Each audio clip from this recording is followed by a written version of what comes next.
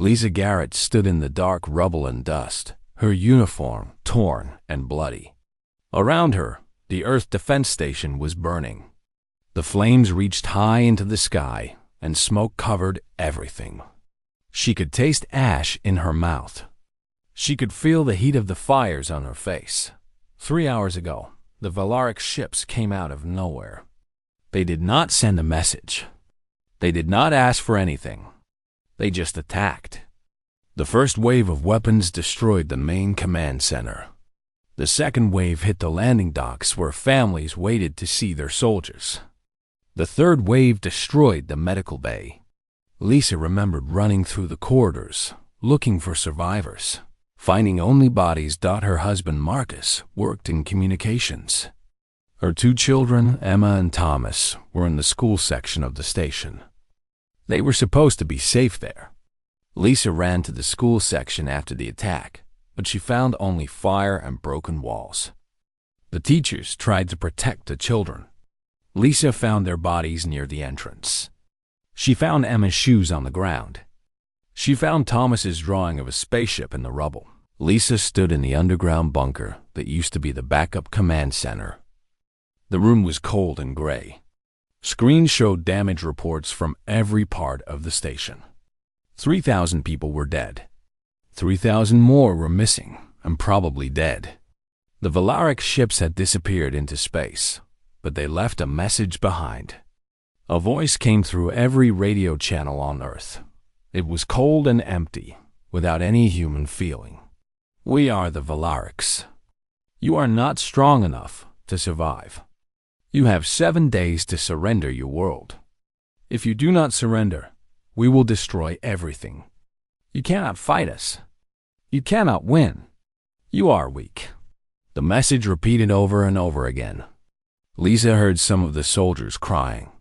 Others just stood and stared at the walls. General Howard, the commander of the station, was dead. Colonel Frank Peters now had control, but he looked like a broken man. His hands shook when he held the papers. His voice was weak when he tried to give orders. Lisa walked to the center of the room. She was covered in dust and blood. Her face was burned from the fires. Her left arm hurt where a piece of metal had cut her. But her mind was clear. She had nothing left to lose now. Her family was gone. Her home was destroyed. Everything she loved was ashes. We have to attack them, she said. Her voice was loud and clear. Everyone in the room stopped and looked at her. Colonel Peters shook his head. We have no ships. We have no weapons. We have no soldiers left. Lisa, we lost the entire 1st Defense Fleet. We cannot do anything. We can do something, Lisa said. She walked closer to the screens, showing the damage. The Valarics believe we are weak. They believe we will surrender. They do not know what humans can do when we have nothing left to lose. You want to fight them? A young officer asked. His name was Captain David Foster. His entire squadron had been destroyed in the first attack. We cannot win. Their ships are faster. Their weapons are stronger. Their shields are better than anything we have. Lisa looked at him. You are right. We cannot beat them with ships. We cannot beat them with weapons. But the Valarics made a mistake. They showed us their pattern of attack. They showed us where their ships go. They showed us when they are weakest. We have 5 days. We can use those 5 days to prepare something they do not expect. Colonel Peters stood up. Lisa, you are asking people to die for something impossible. Yes, Lisa said. She did not lie about it. She did not try to make it sound better than it was. I am asking people to die. But they are going to die anyway if we surrender. At least this way, we fight. At least this way, we choose what happens to us. At least this way, we show the Valarics that humans are not weak. The room was quiet. Lisa could hear the sound of the fires burning in the station above them. She could hear the wind coming through the broken walls. She could hear soldiers crying in the halls outside. I will lead the attack, Lisa said. I will go first. Anyone who wants to come with me can come. But I'm going to do this with or without the command's permission. Colonel Peters looked at her for a long time. He looked at the screens showing the destroyed station. He looked at the messages coming from Earth cities. Governments everywhere were panicking. People everywhere were afraid. He looked at Lisa's face, burned and cut and full of pain, but also full of something else. Something hard. Something that would not break. You are right, he said. We have to try. We will support you. I will give you whatever resources we have left. I will give you command of the counterattack. Lisa nodded. She did not feel happy about this. She did not feel anything. She had passed through pain into something colder and clearer. She knew what she had to do. She knew most of the people who helped her would die. She knew she would probably die too. But she also knew that if they did not fight, everyone would die anyway. The other officers in the room began to move. They began to make calls. They began to organize the survivors. Lisa walked to a window and looked out at the burning station. She saw rescue teams trying to find more survivors. She saw soldiers carrying bodies to the morgue. She saw the sky above, now empty of Valaric ships. We are coming, she said quietly. I do not know if we will win, but we are coming. She closed her eyes and thought of Marcus. She thought of Emma's laugh. She thought of Thomas asking her to read to him before bed. She thought of all the moments she would never have. She thought of all the families who lost someone today. She thought of the people who were already dead before the day started. And she opened her eyes. There was work to do. There was a battle to prepare for. There were soldiers who needed a leader, someone who would not give up, someone who would show them that fighting was better than surrendering. Lisa Garrett became that person. She turned from the window and walked back to the command table. Tell me everything we have left, she said to the officers around her. Tell me every weapon, every ship, every soldier we can use. We have 5 days to prepare an attack that the Valarics do not expect. We have 5 days to show them that humanity is not weak. We have 5 days to plan how we are going to hurt them. The officers began to speak. Lisa listened to every word. The work had begun. 5 days later, Lisa stood in a hidden factory beneath the old city of Denver. Around her, human engineers and soldiers worked without stopping. They had not slept in more than 30 hours. Their eyes were red. Their hands shook from too much coffee and not enough rest. But they kept working. How long until the first ship is ready? Lisa asked. Dr. Patricia Okonkwo looked up from her work. She was an engineer who specialized in weapon systems. Her wife died in the attack. Her daughter was missing. But Dr. Okonkwo had come to Lisa and said she wanted to help build the weapon. She wanted to hurt the Valarics. She wanted to make them pay. 2 hours, Patricia said. But Lisa, I have to tell you, this will not work perfectly. There are no calculations that guarantee success. The aliens have better shields than our models expect. The timing has to be exact. If any part of the attack fails, everything fails. Lisa nodded. She had known this from the start. Nothing about this plan was safe. Nothing about this plan was guaranteed. But sometimes humans had to do things that were not safe and not guaranteed. Show me the plan again, Lisa said. Patricia walked to the large table where the plan was laid out. She used a small light to point at each part. The Valarics fleet has 4 main shield generators. They form a pattern that the ship's computer uses to keep the shields working. If all 4 generators fail at the same time, the shields collapse. Even their advanced technology cannot protect them when all 4 generators stop working at once. And how do we make all 4 generators fail at the same time? Lisa asked. We do not have the weapons to damage them directly, Patricia said. But we have something better. We have converted cargo ships. We fill them with explosives. We hide them in the debris field left by the first attack. The Valarics will not see them because they are looking for military ships. They are looking for fighters. They are not looking for cargo ships. When the Valarics fleet moves into position, the cargo ships will move to attack. But not on the ships. On the generators. Lisa understood. It was simple. It was direct. It was the kind of thing that humans could think of because humans understood adaptation.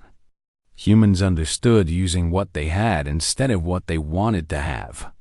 The pilots who fly those ships, Lisa said. They will not return. No, Patricia said. They will not return. Lisa closed her eyes. She had already spoken to the pilots. She had already asked them to volunteer for a suicide mission. 53 pilots had said yes. They all knew they would die. They all knew their families were gone. They all knew the Valarics had taken everything from them. And they had said yes anyway. What about the satellite strike? Lisa asked. Ready, said Sergeant Kevin Hayes. He was a military man who had survived many impossible situations. His entire family was safe, far from the attack, but he had come to help anyway.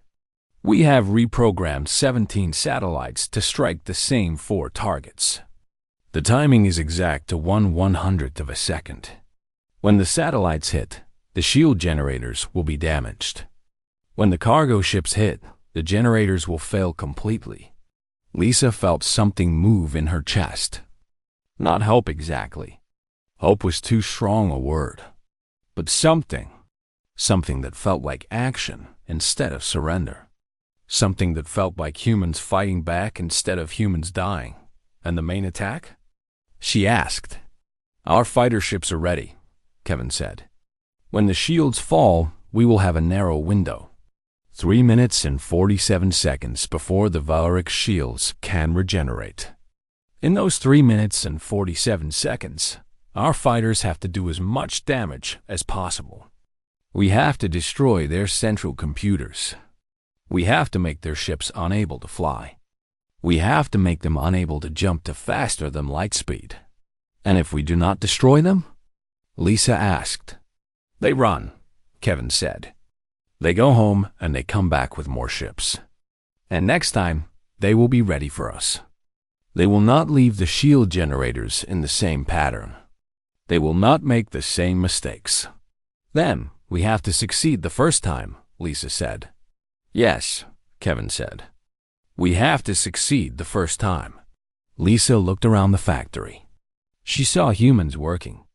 She saw them building weapons from scrap and broken parts. She saw them using their minds to solve problems. She saw them doing impossible things because the alternative was to give up. The soldiers are asking when they will attack, Kevin said. They need to know. They need time to prepare themselves mentally. Lisa knew what he meant. People needed time to accept that they were probably going to die. People needed time to say goodbye to themselves. People needed time to become ready. We attack in 48 hours, Lisa said. Tell them. Kevin left to deliver the message. Patricia went back to her work. The factory continued around Lisa. Machines cut metal. People shouted instructions. Explosives were loaded into ships. The weapon was being built, and it was made of human determination and human creativity and human refusal to accept defeat. Lisa walked to a small office and sat down. She took out a piece of paper and a pen. She wrote a letter to people she loved who were no longer alive. She wrote to Marcus. She wrote to Emma and Thomas. She wrote to her parents. She wrote to her friends. She told them that she was going to try to protect the Earth. She told them that humans were not weak. She told them that humans could fight back. She sealed the letter and put it in a drawer. Maybe someone would find it someday. Maybe no one would ever read it. It did not matter. She had written it for herself to make the words real, to make the promise real. Then she stood up and walked back to the factory floor. There was still work to do. The weapon had to be perfect. The attack had to work. And Lisa Garrett had to lead her people into battle, knowing most of them would die, knowing that this was the only way humans could survive. Lisa did not sleep the night before the attack. She walked through the barracks where the soldiers were staying. Many of them were writing letters. Some of them were just sitting and staring at nothing. Some of them were praying. Some of them were talking quietly with their friends. She found Captain David Foster sitting alone in a corner. His uniform was clean and his weapons were ready, but his face looked empty. He looked like a man who had already died, but nobody had told his body yet. "I wanted to thank you," David said when he saw Lisa, "for giving us a chance to do something, for giving us a reason to fight instead of just waiting to die." Lisa sat down next to him. "I am sending you to die," she said. She did not make it sound soft. She did not try to make it sound like something else. "I am going to get you and 50 other pilots killed. I am doing this because I believe we can hurt them, but I cannot guarantee it. I cannot promise you will survive. I cannot promise your death will mean anything." David nodded. "I know," he said, "but my wife and 2 sons are in a bunker in Australia. They are safe because of what we are doing. My family is going to live because we are attacking the Valarics. Even if I die tomorrow, that is enough. That is enough reason to fight." Lisa felt something in her throat. She did not cry. She could not cry anymore. But she understood what David was saying. He was not fighting to save himself. He was fighting to save the future. He was fighting for people he would never see again. She moved on to the next soldier. Then the next. She spoke to every person in that barracks. She listened to their stories. She heard about the families they wanted to protect. She heard about the lives they wanted their children to have. She heard about the dreams they would never reach. And she heard something else in every voice. She heard humans deciding to fight instead of surrender. She heard humans choosing meaning over safety. Dr. Patricia Okonkwo found Lisa in the medical tent. Patricia was watching the doctors prepare for the battle. They knew there would be wounded. They knew they would have to do surgery in terrible conditions. Many of the wounded would not survive. "I keep thinking about my daughter," Patricia said. "I keep wondering if she is still alive somewhere. I keep hoping someone is helping her. And then I think about the children on the Valaric ships. They are probably being raised to believe that humans are weak. But tomorrow, we are going to show them that humans are strong. Even if I die tomorrow, my daughter will grow up in a world where humans fought back. She will grow up knowing that her mother helped build a weapon that made the aliens respect us." Lisa said, "You do not have to fight. You have already done the work. You can stay safe here." Patricia shook her head. "No," she said. "I have to be there. I have to see if it works. And if it does not work, I want to be there too. I do not want to hide while other people die for my weapon." That night, Lisa stood in front of all the soldiers who would attack the next day. There were 1,200 of them in a large underground room. They were all different. Some were young. Some were old. Some were scared. Some looked ready for war. But all of them were there. Lisa walked to the center and looked at their faces. She did not use a microphone. She spoke directly to them. "Tomorrow we attack the Valaric's fleet," she said. "Many of you will die. Some of you will be hurt. Some of you will lose friends. I cannot promise we will win. I can only promise that we will fight. The Valarics told us we are weak. They told us we should surrender. But humans are not weak. Humans are strong in ways that technology cannot measure." She paused. She looked at their faces. She saw fear. She saw determination. She saw sadness. She saw hope. "The Valarics do not understand humans," Lisa continued. "They do not understand that when humans lose everything, they do not give up. When humans are cornered, they do not surrender. When humans are told they are weak, they prove that strength comes from inside, from the choice to fight, from the decision to protect the people you love. Tomorrow we prove what humans are made of. Tomorrow we show the Valorics that they made a mistake when they attacked Earth. Tomorrow we fight. The soldiers were silent. Then one of them started to applaud. Then another. Then all of them were applauding. It was not the sound of celebration. It was the sound of acceptance. It was the sound of humans deciding to face their fate with courage. Lisa left the room. She went to the command center. She looked at the maps showing the position of the Valoric's fleet. She looked at the plans for the attack. She looked at the names of all the soldiers who would fight. She knew many of them would not be alive by the end of the day. She sat down and put her head in her hands. The weight of command was heavy. The weight of knowing that her decisions would kill people was heavier than anything she had ever felt. But she could not put it down. She could not refuse it. People were depending on her. When the sun came up, Lisa was ready. Her soldiers were ready. The weapon was ready. The attack would begin in 6 hours. The morning was clear and bright. The sun came up over the earth like it did every other day. But this day was different. This day was the day humans fought back. Lisa stood in the command center underground, watching the screens. The Valoric's fleet was moving into position above Earth's atmosphere.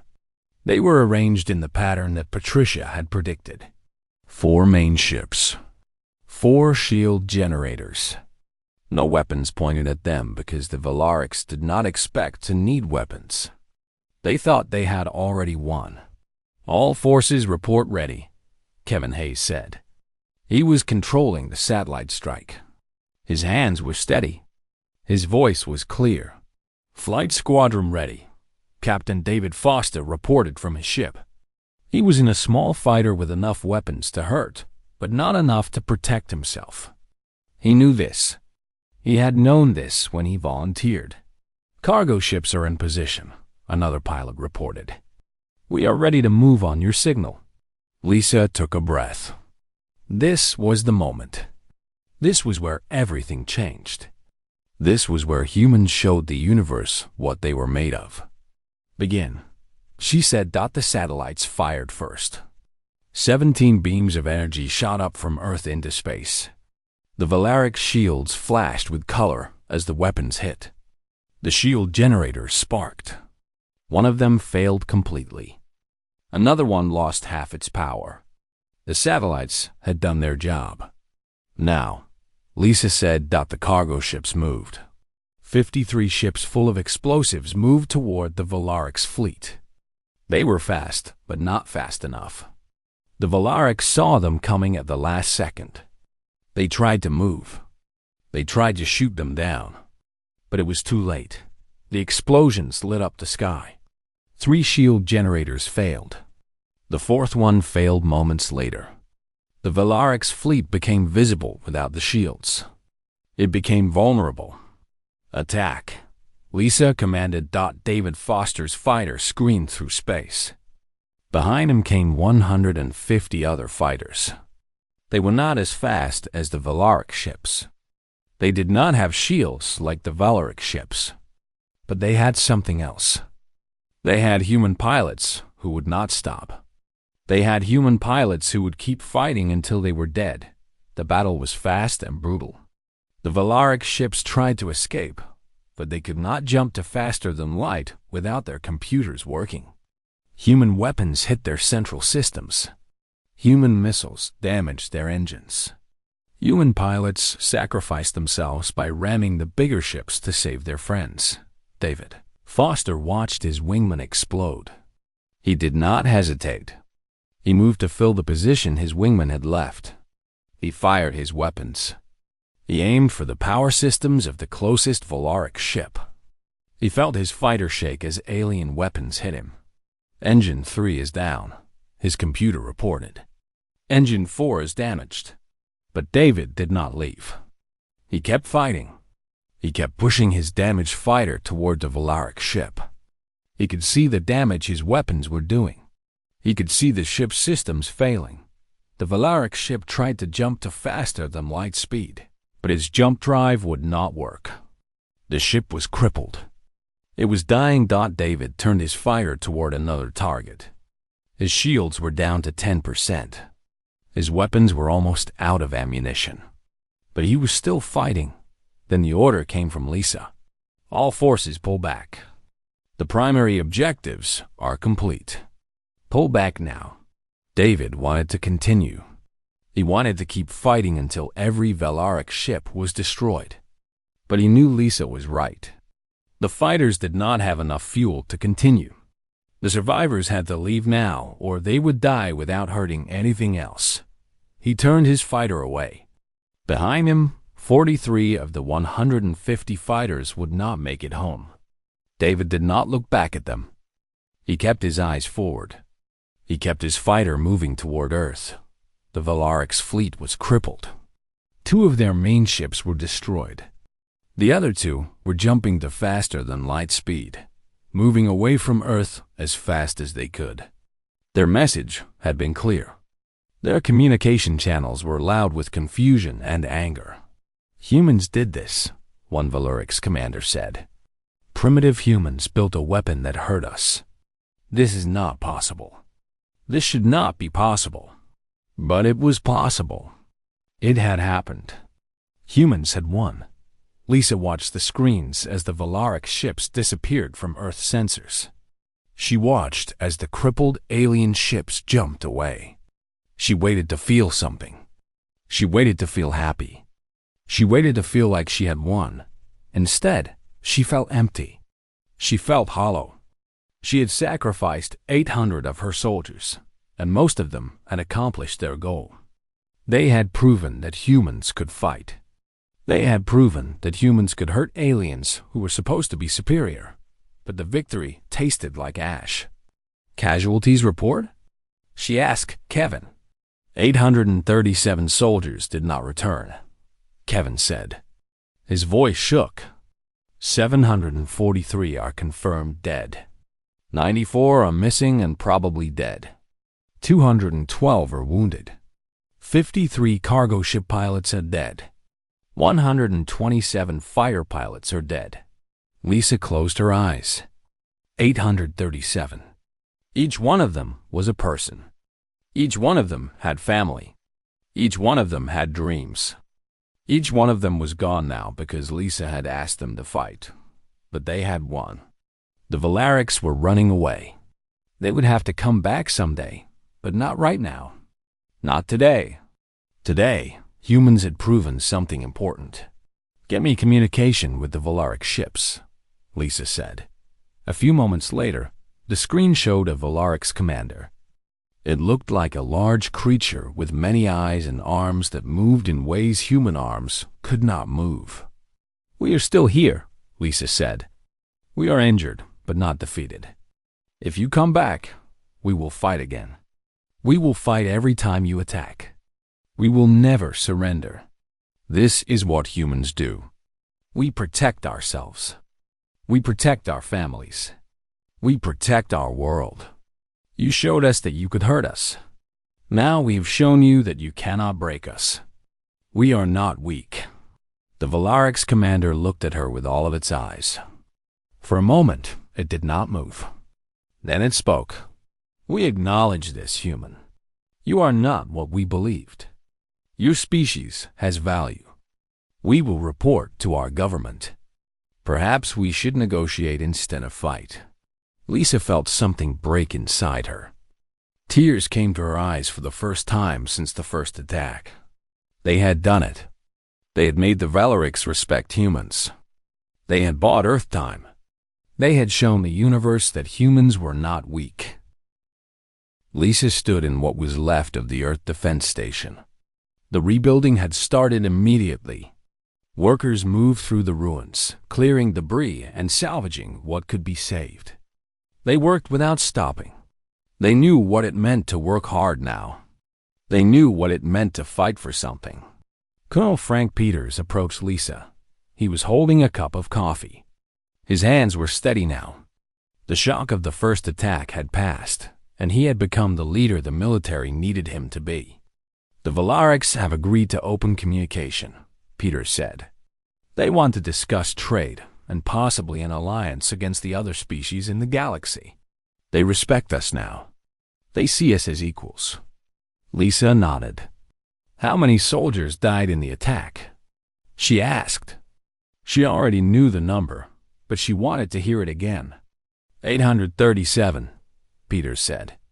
"But Lisa, we would all be dead now if you had not done this." "Thousands more would have died if the Valarics had continued attacking." "You saved humanity." Lisa shook her head. "I did not save humanity. 837 people saved humanity. They sacrificed themselves so the rest of us could live. They deserve to be remembered as heroes." "They will be," Peter said. "Every city on Earth is building a memorial. Every school is teaching children the names of the pilots and soldiers who died. They will be remembered." Lisa walked away from him. She went to the observation deck that overlooked the place where her home used to be. The family quarters had been destroyed in the first attack. Her children's things were all ash now. Her husband's wedding ring was probably somewhere in that ash. But she did not look for them anymore. She had moved past the search. Dr. Patricia Okonkwo found her there. Patricia's daughter had been found alive. She was in a hospital in South America, recovering from the explosion that killed her mother's wife. Patricia had not gone to see her yet. She had come to work with Lisa instead. "I have been thinking about what comes next," Patricia said. "We proved that we can build weapons, but I want to build something different now. I want to build something that can help us develop and grow. The Valarics are willing to share technology with us. We can advance so much faster now. We can become a real power in the galaxy, instead of just a world that got lucky with one attack." "You are right," Lisa said. "But first, we rest. We have been running on nothing but anger and pain for too long. We need to remember what peace feels like. We need to remember why we fought." Patricia looked at Lisa for a long time. "You lost your family," Patricia said. "How can you think about peace?" "I lost my family," Lisa agreed. "And I will feel that loss for the rest of my life. But 837 people died to stop more people from losing their families. Their sacrifice has to mean something. Peace means it meant something. Peace means they died for a better world." That night, Lisa sat in her new office in the temporary command center. She read through the reports of the attack. She read about Captain David Foster, who survived with a damaged fighter and came home to tell his story. She read about the cargo ship pilots who had driven their ships into explosions without hesitation. She read about the ground crews who worked without sleeping to prepare the weapons. She read about the soldiers who fought knowing they would probably die. Then she read the letters. Every soldier had written a final letter before the battle. Some of them had survived and asked for their letters to be returned. But most had not survived, and the letters remained as their last words to the world. She opened one at random. It was from a pilot named Michael Chun. He wrote to his mother, telling her that he was fighting to make sure she would have a safe world to grow old in. He wrote that he was not afraid of dying. He was only afraid of not trying. Lisa took out her own letter, the one she had written before the attack. She had not given up on living like she had before. She had survived the battle. She was still alive. But she knew that Michael Chun would never write another letter. She knew that his mother would never hear his voice again. She knew that he had bought peace with his death. She put her letter away. She had survived for a reason. She had survived to lead the rebuilding. She had survived to make sure that Michael Chun and all the others who had died were remembered not as names on a list, but as real people who had done real things that had real consequences. The next morning, Lisa began her work as commander of Earth's defense and rebuilding efforts. She worked with other leaders around the world. She coordinated with the Valarics, learning their language and their ways. She made sure that every memorial was built with the real names and real stories of the people who had died. Years passed. The Earth rebuilt. The cities that had been destroyed were rebuilt stronger. New defenses were constructed. New alliances were formed with other species. The Valarics became trading partners and then friends. The universe became bigger and more complex. Lisa never forgot the day of the first attack. She never forgot the weight of command. She never forgot the 837 people who had died. But she also never forgot what humans were capable of. She never forgot that humans could face impossible odds and still fight. She never forgot that humans could choose to be brave, even when there was no reward for being brave. On the day that the last memorial was finished, Lisa stood before it with thousands of other people. The memorial showed the names of all 837 soldiers and pilots who had died. It showed their pictures. It told their stories. It stood in the center of what had once been the Earth Defense Station, on the ground that they had died protecting. Lisa placed her hand on the memorial and whispered something that only she could hear. She was thanking them. She was thanking them for the gift they had given. They had given humanity a future. They had given humanity hope. They had given humanity the knowledge that they could survive anything if they fought together. As Lisa walked away from the memorial, she thought about all the children who would grow up in the world that the fallen had died to protect. She thought about how those children would never have to know the first attack. They would grow up knowing that humans were strong. They would grow up knowing that their species was worth saving. And Lisa Garrett, the woman who had lost everything in the first attack and led the second strike, knew that the sacrifice of 837 people had not been in vain. It had been the most important thing any of them could have done. It had changed the future. The story of the attack would be taught in schools. The story of the counterattack would be told to children for generations. And the lesson would always be the same. When humans have nothing left to lose, they become unstoppable. When humans decide to fight, they can accomplish impossible things. When humans stand together, they can defeat anything. That was what the memorial meant. That was what the deaths meant. That was what humanity had learned on the day everything burned and the day the strikes returned.